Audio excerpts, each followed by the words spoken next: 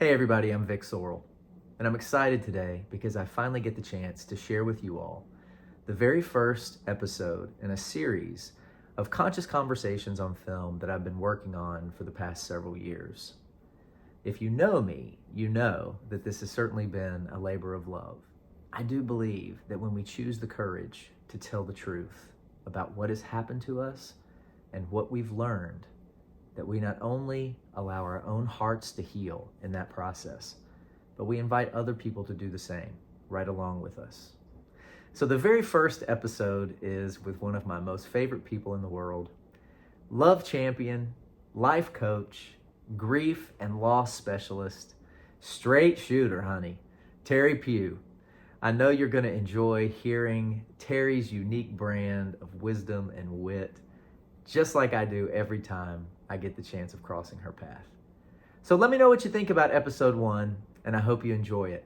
I'm going to drop you right in the middle of our conversation, just like you walked in the room and Teri and I were in there talking and you got to be a fly on the wall. How we behave in any given moment or in any given circumstance is not who we are. Our behavior is not who we are. But a lot of times something that blows my mind, and I've seen it myself, seen it in other people, is that somebody will be a way that's pleasing to us for weeks. Maybe somebody new that we meet, and then they'll do one thing that we consider to be ugly or displeasing or whatever, and we say, there's their true colors. Now, why is it, if their behavior, first of all, it's all behavior, but second of all, why is it that all the good behavior is negated in a moment of not so pretty? And that's their true colors. Because most folks live in a world of skepticism. Most folks have trained their brain to watch for the other shoe to fall. So they don't enjoy the moments that the damn shoe's in the hammock. Well, I'm saying if the shoe falls, that doesn't mean that the other shoe isn't still there. Right? And you know what? Here's the thing. If the shoe falls, it's either it can knock you out like a steel-toe boot, or it can bounce off you like a flip-flop. It's your choice. It's your choice. And I hear people all the time say, well, it's not that easy. All right. Well, That's your choice to believe that. and it goes back to our conditioning that if it's not easy, it must not be for me, or if it's not easy, it must not be meant to happen. Absolutely. When the truth is that when you come into the place that it's not easy, that means pay attention, because we have an unconditional tendency when things aren't easy, we stop. We let that mean go back. Or what I've learned is when things aren't easy, that means pay attention. Pay really close attention, because if it's not easy, that means there's something there trying to happen. And we could be on the precipice of who we've always wanted to be. But we got to be able to wade through the not easy. Absolutely. Temporarily, right? We got to be able to endure some temporary discomfort because it's not familiar, in order to get to a place where we have learned the breaststroke and we are swimming the lap. Right. Right. And here's the thing. Each one of us get through things that are not easy. Sometimes we don't remember it, because if we couldn't challenge ourselves and get through things that are complicated and not easy, every one of us as adults will be walking around in Velcro shoes. Not any offense to any adult that walks around in Velcro shoes, but we would, right? Because tying your shoe as a child is frustrating. How many children pitch temper tantrums? It's not easy. They cry, they fall on the floor. I don't want to. And then they get They're up. manipulating you. You know, right? How dare you? I'm getting Velcro. Keep my Velcro shoes. I'm getting Velcro right now. But then they persist. Yeah. And they try again, and they try again, and they train the brain, whether it's explicitly or implicitly, they train the brain what is the expectation. And then it becomes The norm. Did you think about when you tied your shoe this afternoon? I do the bunny ear to the left and the right. No, you didn't. You just tied it, right? Because your brain goes, this is the end result we're looking for. Boom, there you have it. Move on. And we've done this, and we know this, and we have this. And we don't have to make it hard. And vulnerability can be a similar experience. Absolutely. You can teach your brain that being vulnerable has been done, can be done, and has immense value. So we might want to try it. Right. Often, right? And to extract the self-judgment that we have that other people will be thinking something. Well, they're going to think something, but somebody Yeah. really freed me at one point in my life, and they said, you know what? Well, it had to do when I was coming out, and I was so worried that people were going to know that I was gay, and what were people going to think, and their expectations. And they said to me, you know what? You'd worry a lot less about what people think about you if you realized how little they think about you. Right. People are on their radar screen. They're on their life. They're trying to figure out their 5-speed. They're not worried about you for very long. Now, you might cross their mind. They might think, he's gay. I wonder what he's doing. Boom. And it's, they might feel some kind of way about it, but they don't think about it long enough, truly, for us to suffer Right. in anticipation of the impact of somebody's potential negative thoughts Right. about us. It just Well, amazes. and we all have shit stirrers in our life. Personally, I think they should be forced to lick the spoon. But we do have those people, right? I mean, we do have them. And those are usually the people that we... sorry, I know. Actually, I'm not sorry. It's just us, right? Shit stirrers should be forced to lick the spoon. Yes. Absolutely. Why not? Well, They're stirring it. That's right. I mean, but here's the thing. We worry so much and we get so caught up in what those folks are thinking yeah.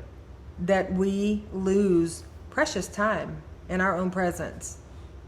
And to some degree we'll do that, but when you become aware of it, you do it a whole lot less, The thing about how we grieve in this country and how we refuse to grieve, what's in that for us?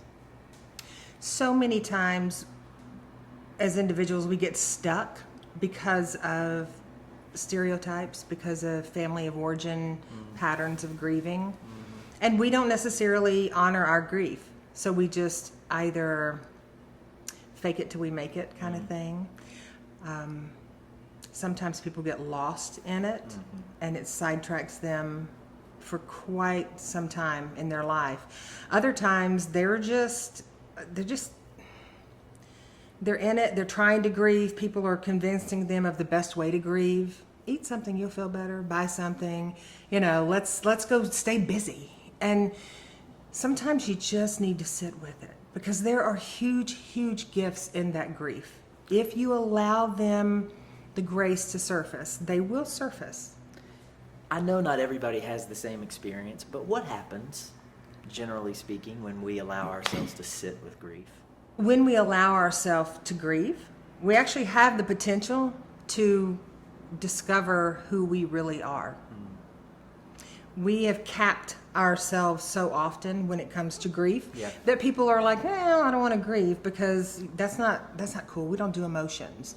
And I say this time and time again, if you are not working with your emotions, they are absolutely hijacking your life. They, without question. They're running you if you're not Acknowledging them. There you go. Yep. Love it. Absolutely. But in the grief process, we have the 5 stages of grief, which so many people have anchored into because it's like, okay, once I get through the bartering and the denial, and they count these steps down. But grief is not a linear thing. Grief really isn't the issue. It's the loss. Loss is the experience, and grief is what we feel. So I think a lot of times when we hear the word grief, we automatically go to death. But that's not necessarily, right? Not at all. Right. Not at that all. can be one way absolutely. that we could meet grief. Absolutely. But Grief can be a physical death. It can also be the loss of your voice. It can be trauma as a child. It can be trauma as an adult. It can be the loss of a home. It can be the loss of a job. It can be retirement. I have clients who have retired, and their entire life they've dreamt of, I'm going to retire and it's going to be great. And then they get out of this circle. No longer their identity is kind of challenged. They don't have those responsibilities. They don't have the same friends. Those friends are working now, So there's a void there. There's a loss there. People have to, they don't have to. It's probably healthy to acknowledge it and to grieve it. And a lot of times we've made grief this word that seems like it's this huge process, when really what it means is just acknowledging where you are, acknowledging the experience, and acknowledging that regardless of the experience, you remain whole. Wholeness cannot be compromised. Only your thoughts about your wholeness. The attachment to it. There, if you have the thoughts that you are not whole or you are not enough, then that becomes your reality. Absolutely. But it's about your thoughts, not about whether or not you actually are whole. That's never in question. We're always whole, right? Yeah. We came in whole, we leave whole, but our thoughts about it have everything to do with whether or not we experience wholeness. Right. And that experience is largely in part based on family of origin practices. Yeah. You know, mom doesn't cry, she's busy. Dad doesn't cry. Big boys don't cry. Don't be a sissy, don't cry. And then men, unfortunately, in our society, grow up getting a really shitty deal because, you know, they're afraid to show emotion. Because if they show emotion, then there's all sorts of labels flying around. And that's just not fair. A man's show of emotion is immediately equated with his value or lack thereof. A man who is available emotionally in the past has been considered to be less valuable. I think we've come as far as we can as a society with intellect only. And we've seen what intellect has gotten us, and now we're at a place where we have the opportunity to evolve into an intellect and heart, or intuition, if you will. Intellect and intuition combining to create our next, whatever's next for us as human beings. It's got to be better, or else we're not going to make it. I mean, that's just the bottom line. Either we've got to correct and evolve beyond the decay and what we are experiencing now and have experienced, or, I mean, face it, it's you know, it will be a steady decline to an end, right? Yeah. But we have this opportunity to incorporate this heart piece with all of this intellect to evolve us into a place where life can be better for everybody. That's a beautiful blend of like physical and mind cognizance. It's like it's bridging the 18-inch gap in between the heart and the mind, you know? Interesting because Carolyn Mace, one of my teachers, talks about the fact that as a society, we predominantly have church in our heads. We have God in our heads. We have love in our heads. And we very rarely do that thing that you were just talking about, and that is drop that 18 inches to actually feel. Because we're so afraid to feel something that might hurt. We're so taught that if it's uncomfortable or if it's difficult, stop. Right. Right? So we're so afraid that if we drop to that place of feeling, that we will be diminished, when in actuality, your work says when we drop that 18 inches to that place of feeling, that's where our power is found. You're no longer emotionally constipated at that point. You And know? who wants to be constipated? I mean, you know, you're not. When we drop into that, Right. it does challenge our identity because so many people are so uncomfortable with it. Yeah. And you know what? That's okay. Yeah. It's okay if they're uncomfortable. Yeah. As long as you're comfortable with your process. Yeah. Then I've learned is that it does really require more strength to feel and to process and to be available emotionally than it does to block out, become stoic, and compartmentalize and, you know, maintain this posture of what we've always known to be strength. Right. Is really not strength at all. Right. Well, and implicitly, our brain has learned that cycle. So stoic becomes very easy for the brain because it's like, oh, that's what we're doing? Okay. And it's just an autopilot thing. Because the You brain know? is a computer. Sure. It's just around to make our lives efficient, to make us efficient beings so that, you know, we can do everything we need to do. And when we incorporate that emotion, it's like, whoa, okay, wait a minute. I have to be present. And being present scares the living shit out of so many people. Absolutely. You know. Because the brain becomes what we teach it to become through repetition. Absolutely. So that means if we repeat a certain behavior over and over, for instance, you know, when we start to feel something, if we reach for let me just go with my favorite. If I reach for the sweet tarts or the cake or I start to feel, then what does my brain learn but to tell me to reach for the ooey gooey feel Exactly. before I ever start to feel the pain. Exactly. Right? If it gets any inclination that I'm going into that territory of feeling pain, it's giving me the signal, bitch, you better get to Wendy's and get that Frosty. Exactly. I mean, seriously. You better And I haven't even get it started- large. Right. Because we Get got a- some feels coming up. Right. You and I know it before you do, right? Uh-huh. You Absolutely. haven't even seen what I see coming up because I'm trained to do this. Mm-hmm. You're worried about your day to day and whether or not the air conditioner's working. I see what's coming ahead, and bitch, we're going to Wendy's. Right. Right. Exactly. Maybe a couple of times. Right. Whatever it takes. Whatever it Until you takes. finally learn that it's a computer and that it's doing what you've trained it to do, and just as you've trained it to do that, you can train it to do something else. You can absolutely retrain The it. brain is always, in most cases, willing Right. and able to change, but it takes some time. So, let's was a Nashville girl who, you know, the normal life. You have the daughter, you've had the husband, you've done the thing, you had a career, and then at a certain point in your life after 30, it all changed, and the way that you show. It happened because I started at the age of 13 running from my calling because I didn't know it was a calling. It just was emotions and feelings, and it freaked people out. But I attracted people all the time. People would gravitate towards me and tell me their stories. Many people have this happen to them. And textured childhood. And so that there's a huge amount, super scoops of gratitude for every experience that happened for me. And I had this experience, and I'm happy to share this. I've shared it with my daughter, and we actually laugh about it after she was shocked. But I was 30, had my daughter, and parenting skills at that point. She was 3 weeks old, and I was terrified. I was terrified of being a parent. I was afraid I would hurt her. And so she was crying, and I took her in her little nursery, and I lovingly yet forcefully dropped her 18 inches, you know. And I screamed in her face that she was manipulating me, and that, you know, And she was a baby. she was 3 weeks old. You know, you're manipulating me, you know, you're not going to control me. And I was 3 inches from her tiny little face screaming. I was out of control. Went outside, sat down, I called my mom. I said, if you don't come get her right now, I swear I'll go in there and I'll throw her through the window. I'm done. I should not be a parent. I cannot do this.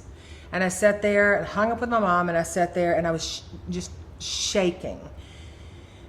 And then I took a deep breath, and I just felt this calm come over me.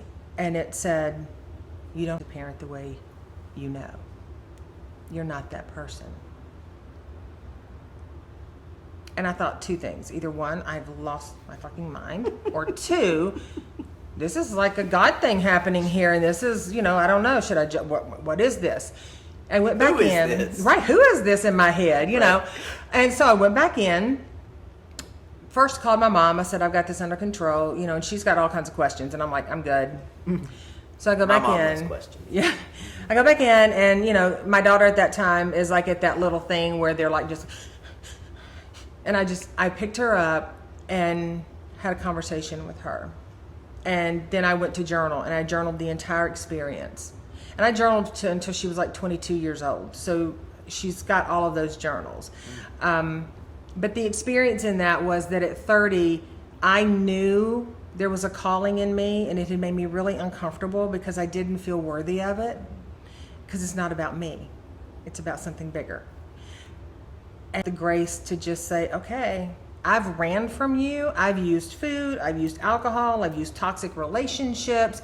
I've used everything, people pleasing, to get away from whatever this is. But the universe has got a different plan. And so, you know what? My plan hasn't worked so far. I'm getting on board here. And everything shifted. You know, I steer clear of the word change, because change has such contrast that it can feel very, you know, it's like, whoa, once you change, you can't change back. Shifting is a very fluid thing. It's like you shift, and then you may drift back and you drift forward, but there's a grace in all of that. And I've been shifting ever since. And would you say that that's what you support your clients in doing? Absolutely. Shifting. I support my clients in being the best version of their self that they can be in any given moment. As they define it? What's that? As they define it? As they define it. Not for me to define, Right. you know. It's, you know, we all show up the best that we can. And some people will argue that. Some people will say, oh, well, when people show up and they're just assholes, they're not being the best they can. Well, you don't know that. They may be using their wheelhouse the best they can in that moment if they've been triggered. So grace in a non-judgmental plug in there is really, that'll save the boat, you know. Working with clients full-time, all the time, Mm-hmm. what are the themes? What are people dealing with that's something that you find yourself talking about all the time? I have clients that are dealing with grief, physical grief of a loved one having transitioned. I have clients dealing with losses from childhood where they are now as an adult. Those losses have followed them. When I work with people, I work a lot with what I call the littles, like the Russian nesting dolls, and how every experience that we have that is a residual in our life. There's my little. I just love her. I love her. I can remember so many times before 30 that I could look at this little girl and I did not recognize her. I didn't connect with her. I knew nothing about her. Sure, she was cute, but that was it. I look at her now and I just adore her. And when you call her your little, Mm-hmm. what does that mean? This is when she's a little part. She's an energetic residue, right? Of a part of me. So experiences that she experienced in her life that went unaddressed are still in me. So I could be triggered by something. If you notice, look at her hands in this picture. Clenched. Yeah, she's clenched. This was a birthday party. But she's smiling. Oh yeah, she's smiling, but she's got clenched hands. She's amazing. And the work that you do around your littles is when you can actually look at them and love them, which allows you to love yourself on a different level. What did you have to do for her as an adult, parent of an internal little? What did you have to do for her in order for her to be okay? Hear and is her. she okay? Yeah. What did you have to do? I did validate, hear her, love her, allow her to have fun, parent her, discipline. Please say more about that. Parent her.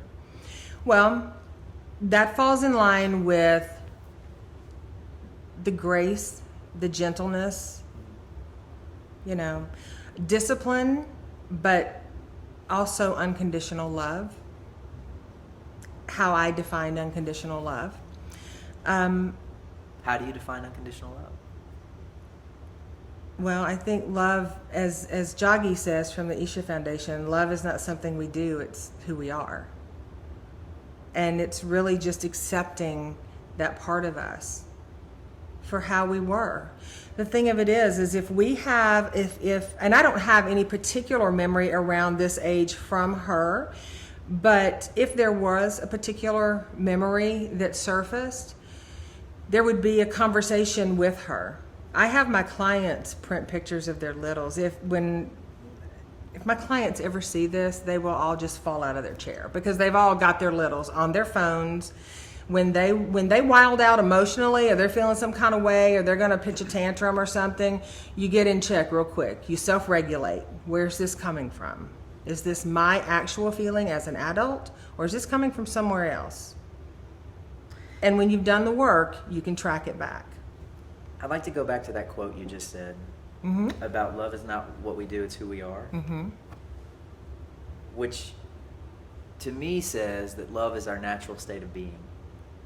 So when we're not loving, and that includes when we're not positioning or posturing ourselves to be able to receive love, or we're not in a place where we feel like we're open and able to extend love, what's in the way? Fear. fear. So it's who we are. It's our natural. Yeah, I mean, it's our, Love is who we are, yeah. but fear keeps us from being who we are. We're born full of love. We're also born, on some levels, dependent. Okay, so fear of what? At what age? Fear of rejection, fear of retaliation, fear of abuse, fear of isolation, fear of neglect. There's, and those travel with us all through life on so many different plateaus. And so in fear, we create persona. So then you're working on the truth of who we are, which is love, which is our essence. But as the result of fear and experiencing fear, we create this persona and this posture that really doesn't have anything to do with love. Survival. So when we come to a place that we realize that that's where we are, what do? What's step one? Step one is really allowing yourself to be real. Step one is willingness. Because we can say all day long, oh yeah, I'm going to change. I want to shift. I want to change. I'm all about that. I'm ready for that. Bring it on. But if there's a belief system underneath that says, oh hell no, we're not, do you know how hard we've worked to build this identity? This shit is strong. We are not letting this go. Right, we have worked invested our in this whole years, life, right? Right, Yeah. we're not about to bring the house down because you're in your fields now. That's just not happening. And they like you. Right. Why would you want to let go of this persona that they like? Right. This is tried and true shit. Right. This has gotten you that job. This got you that man. This got you that car. And all of a sudden, just because you're feeling some kind of way, you're going to let all that go? Right. You cannot run from your calling. You cannot run from your true identity. Well, you can. It'll exhaust you. Some people will run their whole life. Some people leave this realm never knowing their full potential, never knowing their full capability of being loved and loving. They just don't know it. And I think something that I'm learning and I'm really working with is there is no greater experience than an experience that is about love. The love of what you're here to do, the love that you're here to extend. So all the work becomes all of the ways, this is A Course in Miracles, this is not mine, this is not yours, but all of the ways that we keep love from approaching us. All of the barriers we hold to love's coming, and all the barriers we hold, thoughts, beliefs, opinions, to being an extension of love, to extending love. That's what stands in the way of what could potentially be our greatest experience as a human being, as a, some people say a presence in a body or a spirit in a body, but whatever your belief is, as a human being, we know that that's who we are and that's where we're here. But it's all about looking for those places that we block love from coming and going. And here's the thing, we don't even have to, when you have a relationship with someone and it's a textured relationship, it can be a one-sided relationship where love is allowed. Like you can have a relationship. My relationship with my father, he was a very textured person. And I went through years of fearing that man. I mean, I would cry when he walked in the room. But he didn't have to change. No, he was who he was. So I got to a place in my life where I was able to grant him grace and love him for just how he showed up. And you changed it. I changed. He didn't have to change a lick. You changed your experience Exactly. by what you decided for yourself. Right. By how you decided you would experience it, or how you would think about it differently. And my choice to do that, he was in hospice 3 days before he transitioned, and my choice to do that realigned 42 years of a fractured and damaged relationship of what could have been. I had to be present enough to release what could have been and just appreciate it for the gift that it was. It might have been messy wrapping paper, and it might have been broken on the inside, and it might have had all kinds of, knots tied in that bow. But nonetheless, it was a gift. No matter what the gift looks like, it's always something that we can use to get to a greater experience of love. Each and every time. And a gift does not always look Instagram page, and I picked a few of my favorites of your posts. Oh. So pick one. Let's go with door number 3, Vic. Okay. Am I to read it? Please. Self-esteem is the ability to see yourself as a flawed individual and still hold yourself in high regard. Hello. That's it. And you are a walking example of that. I do the very best that I can in every given moment. I have moments that are not my finest hour as a human, with self-esteem, with self-love. But I am quick to recognize that and take ownership of it and realign it. Why did you post that? Eve, that we are all connected. And if something resonates in me and strikes a chord, then I trust fully, 110%, that someone out there, it will resonate. And more times than not, it's interesting, more times than not, people don't necessarily comment, but I'll get these private messages. Like, I so needed to hear that. And here's why. Why do we do private messages? Because if I put it on blast, then people are going to know that I'm not whole. People are going to know that I'm wounded. People are going to know that I feel less than. Yep. So I got a private message. Yeah. Okay, my turn. Okay. There are some people who always seem angry and continuously look for conflict. Walk away. The battle they are fighting isn't with you. It is with themselves. Mm-hmm. I think that's your words. Many times over. And sometimes I've been the person that's needed to be walked away from. And I own that because until you know how to show up differently, then you show up how you've always shown up. And when I was in a codependent state where I wanted to caregive for people and I needed them to need me, because if they needed me, then I was lovable. But the minute they didn't need me, oh my gosh, I'm not lovable anymore. Because to be lovable, you have to be purposeful. Right. You have to have a value. Your value has to outrank the other person. So we're jockeying for position to outrank people all the time. So what does it take to get to a place where your value just is, regardless of how you look, regardless of what you eat, regardless of how smart you are or aren't, on any given day, your value just is? How do you get there?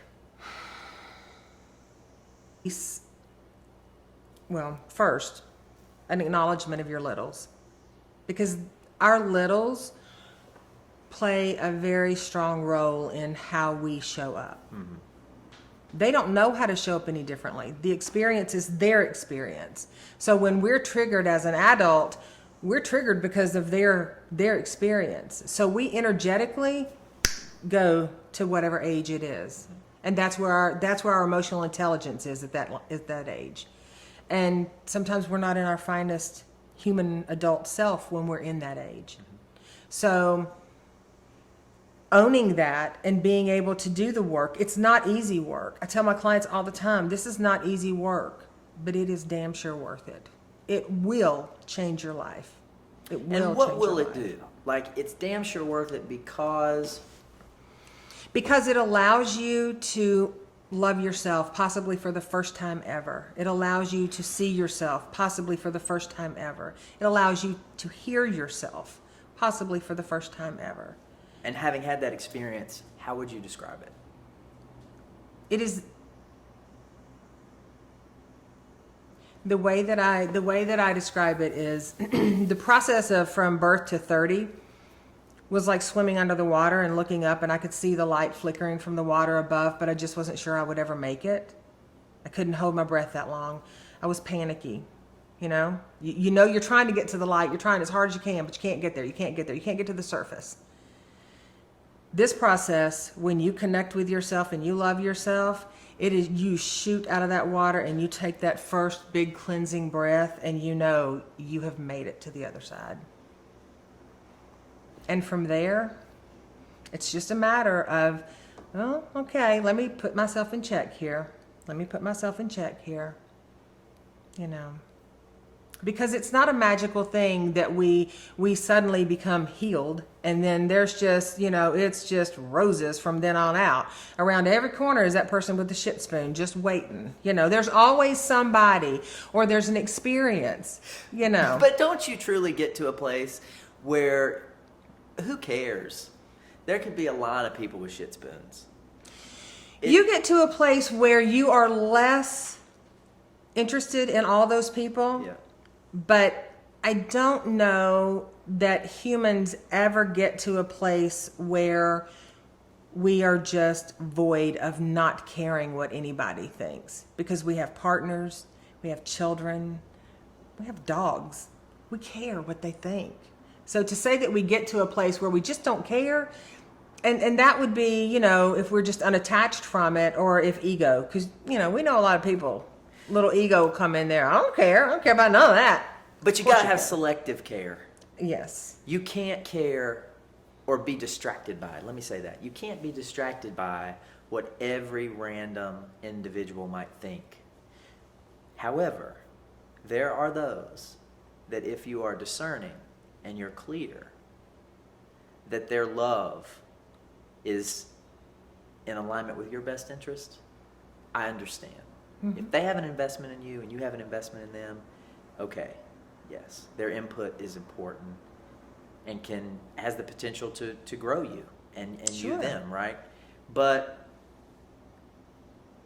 it's not healthy, it's not practical to worry about the opinion of every random individual, because their experience is always about them.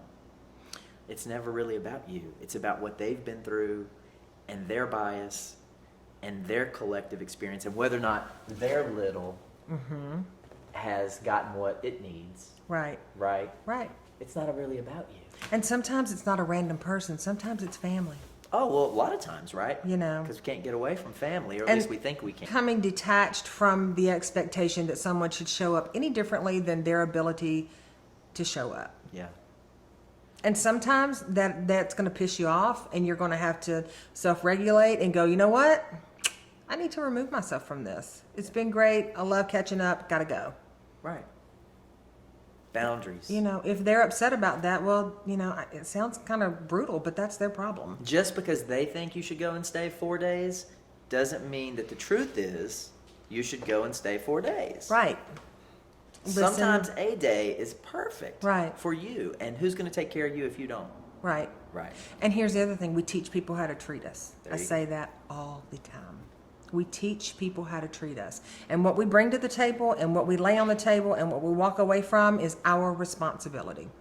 As good stewards of the human race, we need to know what's in our backpack. When we walk up to a conversation, when we walk into a family setting, when we're having a conversation with a friend, when we have a tiff with a coworker, whatever, we are responsible for how we show up. They can trigger the hell out of you all day long, but how you show up is how I show up is my responsibility, you know. Whenever I hear myself say, you made me feel XYZ, that made me, when you said thus and such, that made me this, I have that voice is such an angel and an asshole all at the same time. That voice that says, they can't make you feel any way that you're not willing to feel. Mm-hmm. They don't have your power Right. unless you give them your power. Right. You choose how you feel when anything is offered to you. You And choose. we can absolutely with someone's words or their actions, we can absolutely be offended. Sure. And to say, I'm offended by that. But not you made me feel. You hurt my feelings. What? What are we, 10? No. We're responsible for our own feelings. My feelings. My feelings. You hurt, yeah, my feelings. you hurt my man. feelings. You hurt my feelings. I'm leaving now. Yeah. Don't leave. Own it. Right. Use your words. Right. But here's the thing. Most people don't like conflict. So when we use It's hard. Gotta It's- stop. right. It's not easy. Pull back. They won't like me. I'll just be who I am. Wow. And our need to be who we are and control that part of our life chokes out the very beauty of all of the potential and possibility that we have yet to birth. We choke our own self out because of fear that we will be talked about, judged, not chosen to be on the team. They're not going to pick me, you know. Okay, fine. It's okay, because it's really not about you. It's their stuff, and that's okay. That's okay. Yeah, we got to let people have the experience that they choose for themselves. When we always try to behave in a certain way or manipulate our behavior or ourselves or our lives in a way that we think will make them have the experience we want them to have, it's a mistake. And People are that- going to have the experience that they're ready for. Mm-hmm. And sometimes people are ready for the pissed off experience. Mm-hmm. Some people are ready for the betrayed victim experience until they realize I'm choosing it and now I'm ready to choose something else. Right. I've been a motivator for some people's victim experience. Mm-hmm. And people have been the motivator for mine. Mm-hmm. Right? But ultimately in the end I had to choose when I was finished being a victim. And it was never about what they did or didn't do. And doesn't that just, when we're talking about that word victim, oof, And it's real close to me. it's just like, ooh. Because it's almost my name. You know. I have to be really careful. Right. Victim. Yeah. But yeah, you know, I mean, when people start throwing victim around, That's right. that is trigger central. Yep. Because defensiveness is the first thing. Yep. I'm not a victim. Mm-mm. I am not a victim. You know what I'm saying? But look what you made me do. Right. Right. I'm nobody's victim, but look what you made me do. Right. I'm so powerful. Yeah, no, not so much. As a beautiful, powerful, self-loving woman, what is the thing you've done that you're so glad you've done? Glad, proud, happy that I leaned into the parent that I could be, and I allowed that to birth. And because my daughter has been one of my biggest teachers, which has been huge blessing. And the other thing that I am glad that I did was stopped running from my calling, which, as you referenced earlier, it allowed me to choose to leave a job that had all sorts of security. I mean, that hammock was tight. There was that net, it was going nowhere. And I vacillated back and forth, I'm out of my mind for doing this. But I can't. I had to sit down and just get real with myself. You cannot, our calling is just like grief. We can run from it until we run the soles of our shoes off, but it will not be denied. It will not be denied. So, it's going to be there. We may leave this realm and never tap into it, but it didn't go anywhere. It's still there. Every day, every few weeks, every few months, every couple of years, circling back around going, hey, remember? Hey. And every time it touches your heart, you feel it. And it feels so good, it's painful because you're terrified to lean into it because we have been taught that we're not good enough to do that. And who the hell are we to show up and think we're some kind of, guru of grief or whatever? I don't think that. This is not about me. This is so much bigger than me. But I've learned some things, and I've learned that it's a beautiful experience to share. It isn't. It's not about saying I'm a guru. It's not about saying I'm an authority. It's about saying I've learned some stuff that's made my life better. I've felt it. Mm-hmm. And it feels really good to share it. Mm-hmm. And you are beautiful is falling short, but you are a beautiful vehicle. Thank you. Thank you. Thank you. This has been a gift, a wonderful gift. It has been. And I'm excited to watch because I know that you are just getting started. You know, we joke about the Louise Hayes thing, you know, about bouncing checks at 57. And I'm like, hey, you know, it doesn't matter what age we get started as long as we get started. As long as we're willing. We were talking about being a late bloomer, and you said... Well, there's a post that's on social media that says, you know, Louise Hayes was bouncing checks at 57. Colonel Sanders was like living in his car at 52. You know, I mean, there's all these people that were like in their 50s, and they were like, you know, living these what some might perceive as just these, you know, horrid lives.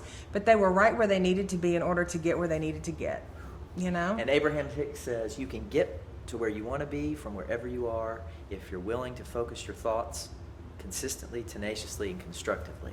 Absolutely. And just put it all in a basket, tie it with a little love bow, and just carry it right on down. Because it's, I mean, you know, we can get there. Each one of us can get there. Even the gentleman that I work with at Amazing. So thank you for showing up, and thank you for being you, Teri Pugh. Thank you for having me. I love you. I love you too. Thank you. Thank you.